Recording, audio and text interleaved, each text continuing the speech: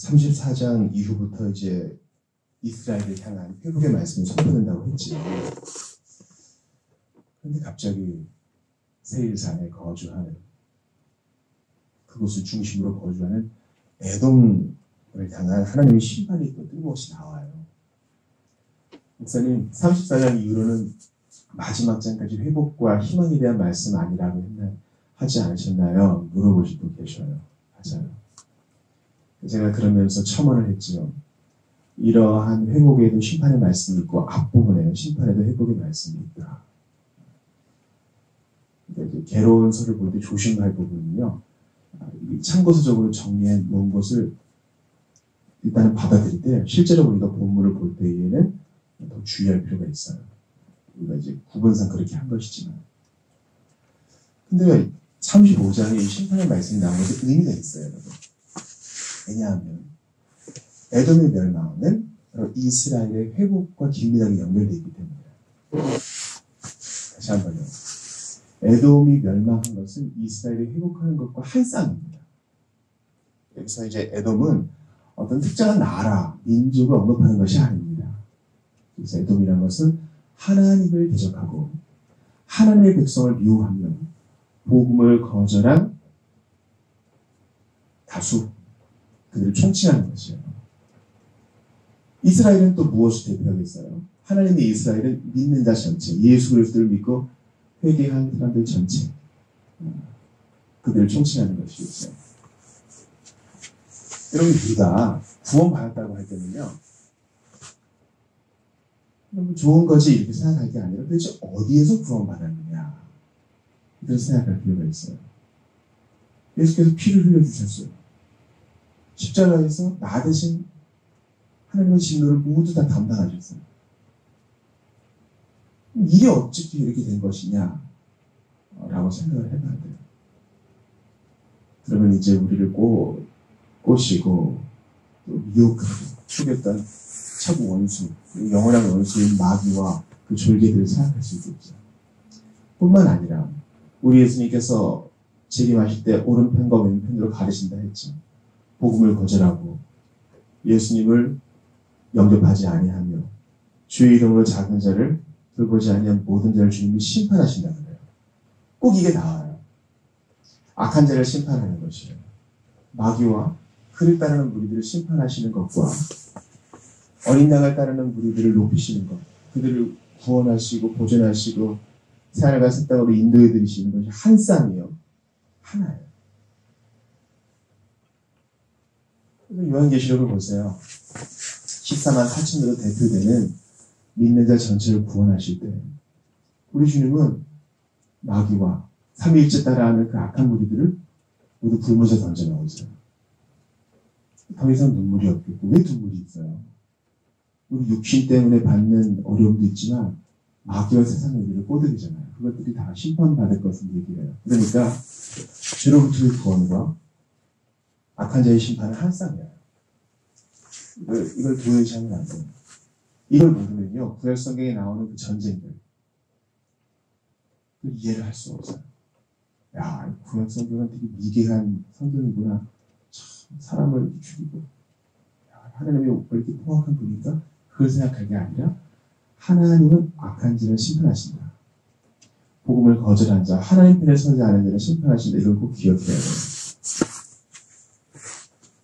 우리가 에돔이라고 할 때에 또 세계산에 거주하는 자라고 할 때 누구를 생각합니까? 에돔은 누구의 후손이에요? 그렇죠. 에서의 후손이죠. 에서는 누구입니까? 야곱의 형이죠. 쌍둥이 형입니다. 근데 이 에돔은요, 우리가 창세기 강해를 할 때 이미 배웠잖아요. 에서 자신은 야곱과 화해를 해요. 야복강 씨름 그 이후로 하나님이 어떻게 은혜를 주셨는지 정확한 신경의 변화는 모르지만 여하튼 에서와 야곱은 끌어안고 화해를 합니다. 에서의 마음이 넓어지고 원한을 품지 않아요. 그런데 그 후손은요, 그 적의를 그대로 가지고 있어요. 그러니까 야곱의 후손들 우리 적이야 이렇게 생각해요. 기억하세요. 부모가 회개했어요. 그렇더라도 자녀들이 내가 행한 그 전철을 그대로 따라할 수 있다는 사실을 기억하고 조심할 필요가 있어요. 행동 거지를 조심하고 좋은 모범을 보여야 한다는 것입니다. 죄로 인한 영향력이 자녀에게 남을 수 있어요. 그 원한이란 것이. 어찌된 이유인지 아무튼 에서의 후손들 에돔은요, 그 저기를 그대로 물려받아가지고 그걸 물어가지고 이스라엘 백성들이 팝니다. 그냥 두면 그렇게 돼요. 여러분, 건물이요, 건물이 공실로 오래 비어 있으면 집도 그렇고요. 건물이 금방 망가져요. 계속 써야 됩니다. 물은 틀어줘야 되고, 창문은 여닫아줘야 되고, 그렇죠? 사람은 드나들어야 되고, 땅도 마찬가지죠. 개가 나지 않고 일구지 않고 그냥 둬보세요. 잡초가 엄청나죠. 우리 마음과도 마찬가지예요. 나 해결됐어 그냥 쳐버리면 거기에 별게 다 자라요. 매일매일 들여다보는 일이 필요해요. 에서의 후손들은 에서에게 무엇을 배웠는지 모르지만 이 적극적인 마음을 갖고 내서는 실패한 것 같아요. 그도 분명히 하나님께 복받은 것이 있는데 그것을 기억하며 매일매일 그 주신 복 안에서 만족하며 살아야 되는데 그러지를 못했던 것 같아요. 그래서 어떻게 합니까? 출애굽하는 이스라엘 백성들을 괴롭히죠. 단순히 그냥 에돔의 영토를 지나가는 것일 뿐인데 돈 내겠다 그랬는데 그걸 거부하고 오히려 군대를 보내죠. 하나님이 심판하십니다. 그래서 에돔은 결국 이스라엘에게 정복당합니다. 여로보암 때까지 이스라엘이 종속됩니다.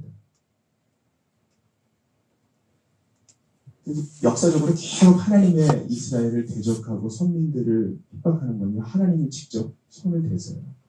조심해야 돼요.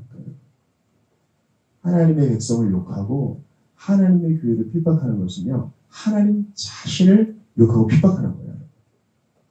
오늘 본문의 그 에돔 세일산 거주자들의 죄가 뭐예요? 찾아 봅시다. 5절 보세요. 네가 옛적부터 이스라엘에 대한 원한을 가득 품고 있다. 원한이 있어요. 원한을 품지 않은, 사랑하지 않은 원한을 품는 거야. 옛날부터 쭉. 그 백성들이 재앙을 당할 때 곧 그 백성들이 지은 죄로 인해 심판을 받을 때 그들을 향해 네 칼을 휘둘렀다. 아주 비열한 거죠. 원한을 품었으면 자기가 직접 해결하면 뭔가 좀 남겨다오는데 갈대아 사람들 바빌론에 핍박 받을 때 꼽살이 껴가지고 은밀히 그냥 뒤를 치는 거예요. 평소에는 그냥 뒤에서 수군거리만 하다가 약해졌을 때 같이 때리는 거죠. 아주 하나님 싫어하시는 거예요. 왜냐하면 아무리 심판받을 만한 자라도 재앙을 당할 때 아유 저거 어떡하나 가슴 아파해주는 게 인지상정이지 잘됐다고 또 같이 때리지. 모르겠지 하면서 뒤에서 쥐어박는 것은 하나님이 원하시는 거 아니에요. 그거는 세상 사람들도 인정하는 게 아닙니다. 이들은 아주 비열했어요. 피 흘리기를 좋아했습니다. 그래서 주님이 영영 황폐하게 만든다 그러잖아요. 그래서 그들은 11절 보세요. 이제 이스라엘 땅은 우리 거 될 거다 이렇게 얘기하면서 네가 내 백성을 미워하고 내 백성에 대하여 분노하며 질투한 것과 그걸 주님이 다 아세요. 분노하고 질투한 것. 사랑 안 하면 분노 질투 생겨요. 여러분, 에돔은요 하나님께 대해 그렇게 한 게 아니에요. 하나님의 백성인 이스라엘에 대해서 미워하고 시기하고 질투하고 은밀히 같이 때리고 그런 거죠. 13절 보세요. 그렇다. 나는 너희가 나를 거슬러 너희 입으로 건방지게 자랑하는 말을 하고 나를 대적하여 여러 가지 교만한 말로 나를 모욕했던 모든 소리를 다 내가 들었다. 이해가 됐어요. 하나님의 백성을 욕하는 것은 하나님을 욕하는 것이고 하나님의 교회를 욕하는 것은 하나님을 대적하는 거예요. 우리도 부지불식간에 그렇게 하지 않고 조심해야 돼요. 조심해야 돼요.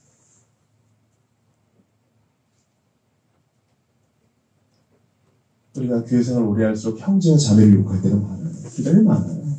들었어? 뭐 이러면서. 어느 교회의 수치에 대해서 같이 가슴 아파하기는 하며 어떻게 그럴 수 있어? 내가 그럴 줄 알았어? 이러면서 고소해야 하는 경우가 있어요. 그래서는 안 돼요. 여러분, 에돔은요 친척이잖아요. 같은 핏줄이잖아요. 그래서는 안 돼요. 그러니까 이제 오늘 이 결론이라고 할 수 있는데, 이 적극적인 마음 갖고, 주일 그랬잖아요. 주일에도 매일매일 하나님 앞에서 우리 영혼의 편견과 차별을 씻어내지 않으면 우리는 자연스럽게 울타리 치고 경계를 세운다니까요. 하나님이 원하시는 땅 끝까지 증인되기 위해서는 하나님 앞에 매일매일 차별과 줄 세우기, 여러 끈으로 사람들을 편견 어린 시선으로 바라보는 그런 것들을 다 씻어내야 돼요. 적극적으로 사랑하고 하나님 앞에 서지 않으면 우리도 에돔처럼 될 수 있어요.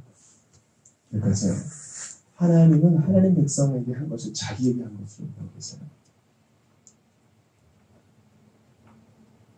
이러한 에돔에 대해서 신명기는 희망의 메시지를 전합니다. 신명기 25장을 보니까요. 주님이 모세의 23장 보니까 모세를 통해 이렇게 말씀하세요. 너는 에돔 사람을 미워하지 말라. 그는 너희 형제니라. 애굽 사람을 미워하지 말라. 네가 그의 땅에서 계기, 즉 나그네가 되었습니다. 그들의 3대의 자손들은 여호와의 총회에 들어올 수도 있느니라. 말은 뭐예요? 에돔이고 애굽이라 그래서 영원히 저주받는 게 아니라 부모의 악한 이야기 끝날 때쯤 그들이 정신 차려서 알아서 회개하고 믿음으로 돌이키면 누구든 하나님 백성 될 수 있다. 이미 신명기에서 말하고 있어요. 그러면 여러분 생각하세요. 이스라엘이 택함받은 것은 뭔가 예뻐할 만한 구석이 있어서 그런 게 아니라 하나님이 기뻐하시는 뜻대로 그렇게 하신 거예요. 아브라함이 뭐 잘나서 택한 것이 아닙니다. 야곱이 에서보다 나아서 그런 게 아닙니다. 하나님이 기쁘신 뜻대로 그렇게 된 것입니다. 그럼 에서는 영원히 저주받는 겁니까? 그렇지 않아요. 누구라도 회개하고 믿으면 주님이 웰컴하셔요. 그러므로 하나님의 백성을 향한 악의, 주님을 향한 대적 이런 것을요. 나 어쩔 수 없어. 그렇게 택함받았으니까 그렇게 핑계대지 마세요. 누구라도 마음을 들으면 주님이 영접해 주신다고 했어요.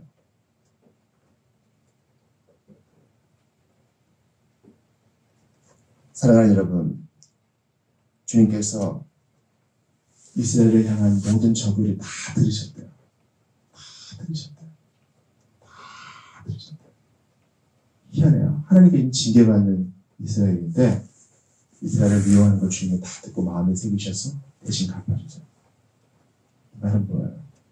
핍박받고 외부로부터 핍박받고 하나님이 징계의 채찍을 맞는다 해도 여전히 하나님의 사랑이에요. 부모에게는 내 새끼인 거예요. 하나님이 돌보세요. 10절 봐요. 내가 거기 이스라엘과 유다 땅에 자리 잡고 있어 그들을 돌보고 있는데 비록 하나님을 거역해서 주님의 징계의 채찍을 맞지만 빗소리를 맞지만 주님은 여전히 그 땅에 계셔서 그들을 돌보고 계세요. 여러분 우리 중에 약한 지체, 약한 교회 있잖아요. 세상 사람들이 싫어하고 손대고 언론에 오르는 근데 주님이 그들을 돌보고 있다고 그러면 우리가 어떻게 같이 장단을 맞출 수 있겠어요? 이해가 됐어요? 여러분 제가 10계명 목요일 금요일에 강의하면서 참 도전을 많이 받아요. 거짓 증거하지 말아라. 여기에 포함되는 게 뭐예요?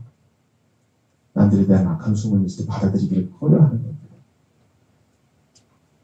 일단은 더 생각해 보는 거예요.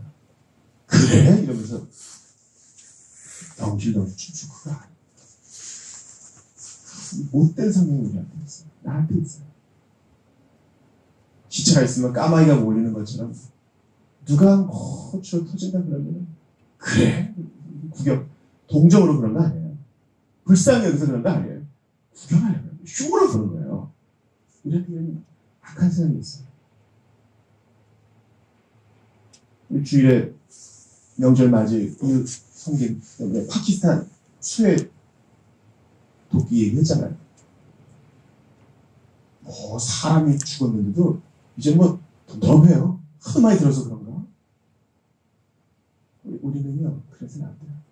매일 하나님 앞에서 우리 마음을 지켜야 돼요. 예수님이 매일 아침 사라져요. 새벽마다. 기도하신 것처럼 우리도 그렇게 사라져서 하나님 앞에 자신을 드러내고 매일 마음을 잘 지켜가는 우리 모두가 되실 수 있기를 바랍니다. 십자가 볼 때 십자가를 못 사가는데 무덤덤해지면 안 돼. 그런 거지. 매일 마음을 갖고는 여러분들 잘 되시기를. 내 죄를 생각할 때 가슴을 찢고 지체의 아픔을 생각할 때 같이 눈물을 흘립니다. 선하고 좋은 일에서 주님을 찬양하는 하나님 앞에서 매일 마음을 갖고는 깨끗한 심령의 소유가 되시기를 주의 이름으로 축원합니다.